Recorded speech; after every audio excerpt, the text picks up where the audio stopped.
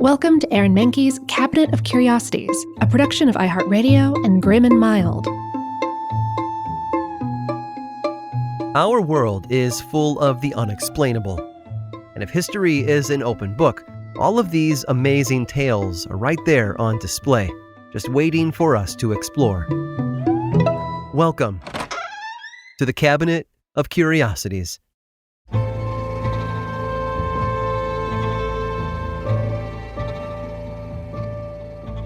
The games we enjoy today have evolved over time. Baseball and basketball, for example, look a lot different today than they did 50 years ago. And soccer, or football for listeners outside of the United States, might have undergone the most change. It used to be a lot closer to rugby, but one man sought to change all of that when he wasn't walking along the bottom of the New York Bay. His name was Arthur Pember, born in Brixton, England in 1835. Pember came from a wealthy family, his father a successful stockbroker.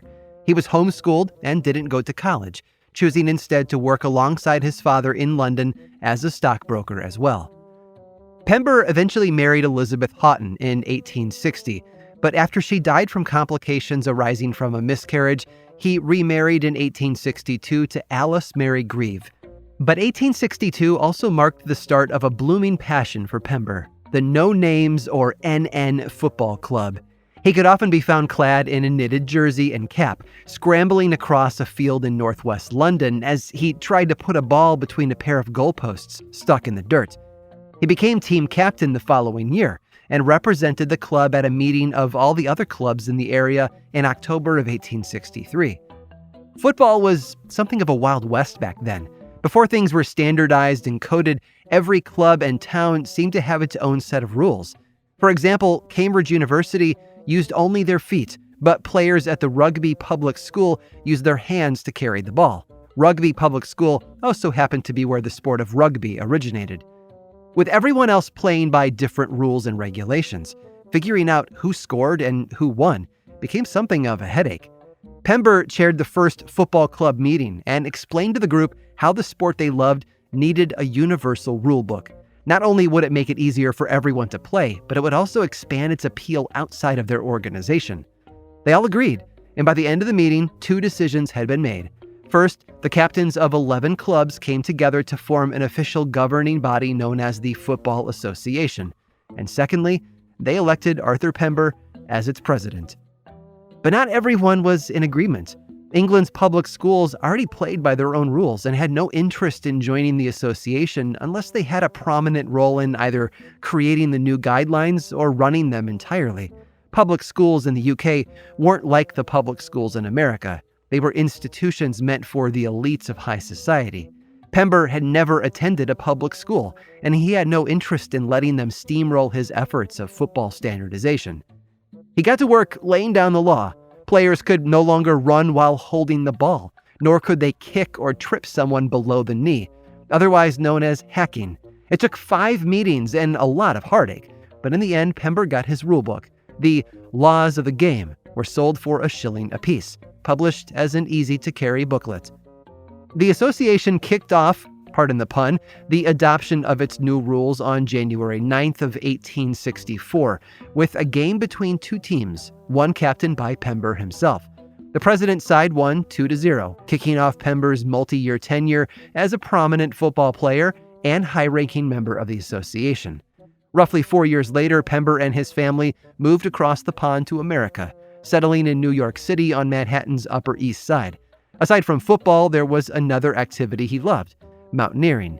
Back in 1863, Pember had actually summited Mount Blanc in the Alps and now lectured in New York on his climbing experiences. He was almost never satisfied and sought new ways to push himself. But more importantly, Pember seemed to have a problem with bullies, as he had handled back home by refusing to let one football club kick opposing players during games. As I said, a practice known as hacking. His stance caused that club to leave the association entirely.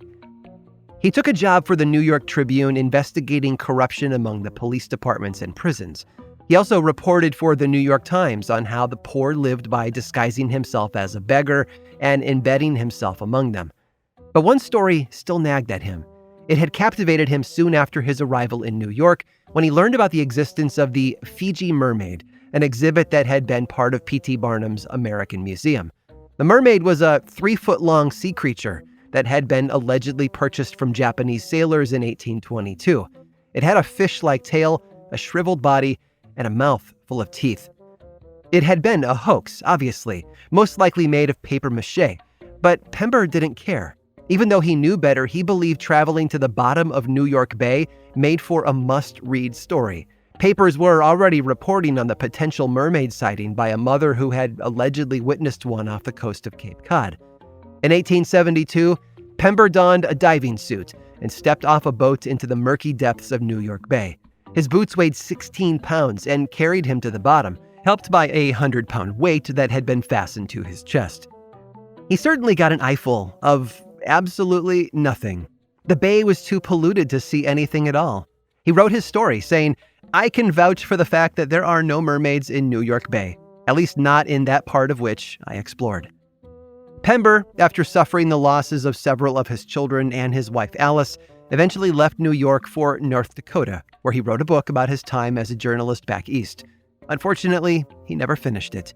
He died at the age of 50 in 1886. Though his life ended abruptly, he left behind a sizable legacy, and not just as a journalist. 1 week before he died, Pember read in the Times that local football clubs were playing the game according to the rules laid down by the Football Association in England. His rules. He might not have found mermaids in New York Bay, but Arthur Pember had changed the face of one of the world's most popular sports during his short time on this earth.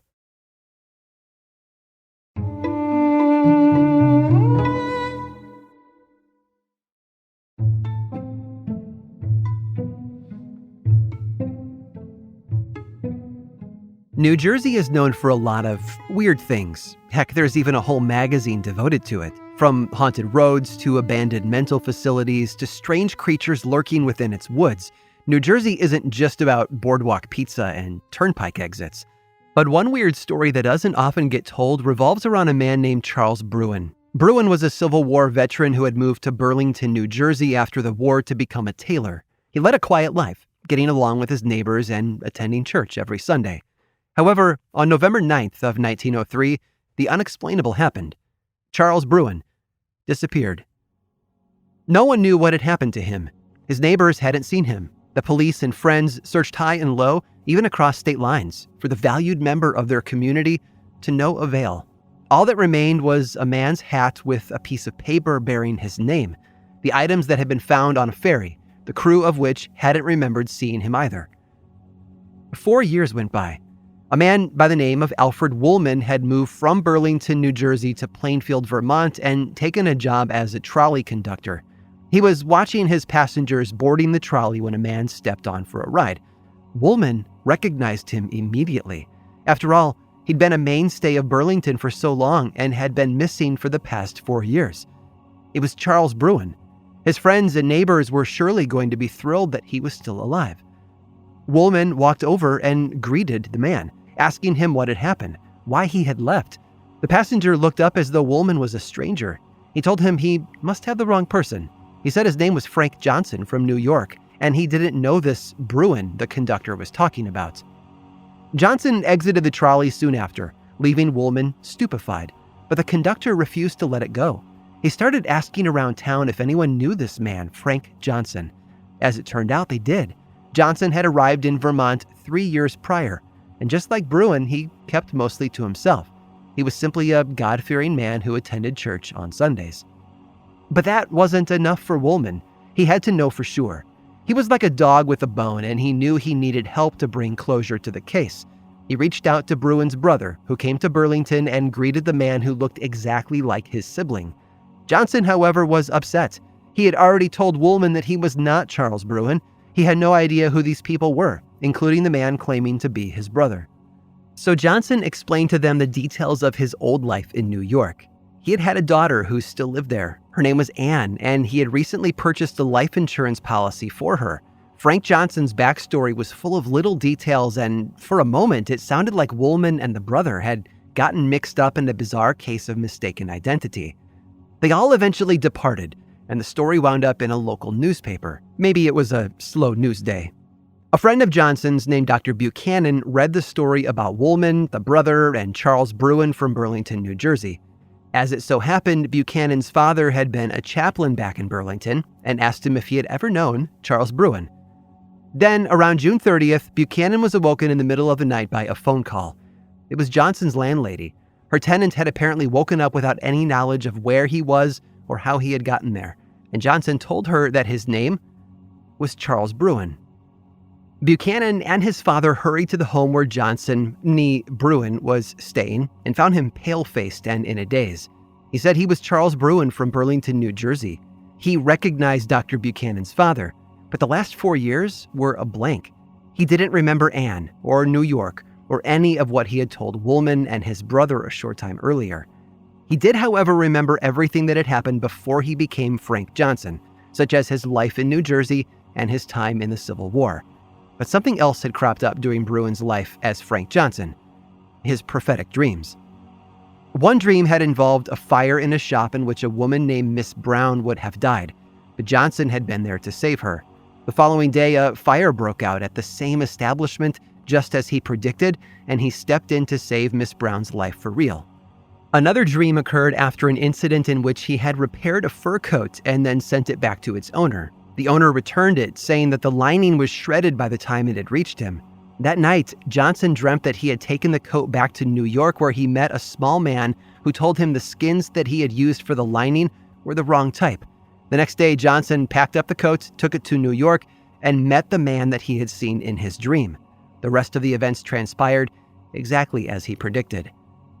No one knew exactly what had caused Charles Bruin to abandon his old life and start a new one as Frank Johnson, nor could they explain his ability to predict the future through his dreams, although his story was reported on in several newspapers and the Journal of American Society for Psychical Research. As for Bruin, he went back to New Jersey, where he was reunited with his family. 1 week later, however, he moved back to Vermont, where he got his old job back, the one that he had when he was Frank Johnson. Because apparently some habits, even the ones we don't remember, can definitely be hard to break. I hope you've enjoyed today's guided tour of the Cabinet of Curiosities. Subscribe for free on Apple Podcasts or learn more about the show by visiting curiositiespodcast.com. This show was created by me, Aaron Mahnke, in partnership with How Stuff Works. I make another award-winning show called Lore, which is a podcast, book series, and television show, and you can learn all about it over at theworldoflore.com. And until next time, stay curious.